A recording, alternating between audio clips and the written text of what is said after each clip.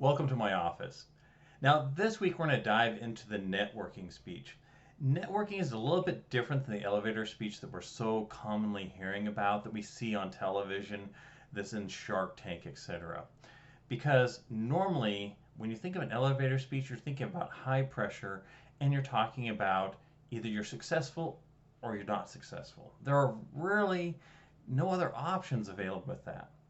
A networking speech, on the other hand, is a conversation based on who you're speaking with, on your audience, and the goal truly is to start a discussion, to build a network so that you can support each other, and this way you have other options than yes or no.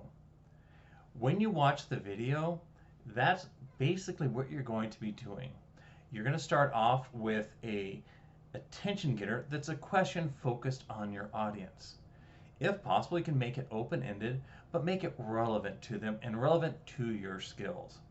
And this way, what you'll do is you'll begin with, have you ever noticed that in school, oftentimes, students don't practice critical thinking skills? Perhaps we get yeses or nos.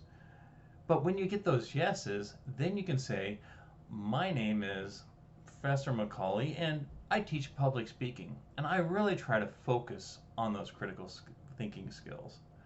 The way I do this is, and then you lay out the information for them. At the end, you want to have a clincher that is also an opportunity to continue the contact.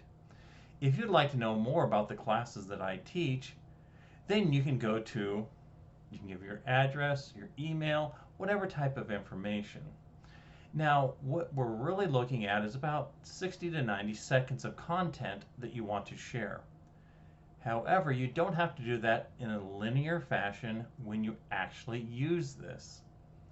Instead, what you will do is do that attention getter, let them respond to you, but know the items that you want to work in that boost your ethos, your credibility, maybe get you that network or that job. In this way, you are actually making a connection with a person. And when you leave, they're going to think positively of you.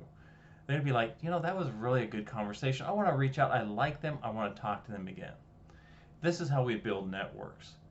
The elevator speech, you're just kind of cornering a person in the office and spilling what you got. In this case, if you end up in a conversation, you've been successful. What I'm watching for in your actual presentation to me is I want you to have that 60 to 90 seconds. You can set up the audience however you want to consider them. They could be at a conference, it could be at a networking event, whatever approach you want to use. And then you're just going to tell me that 90 seconds.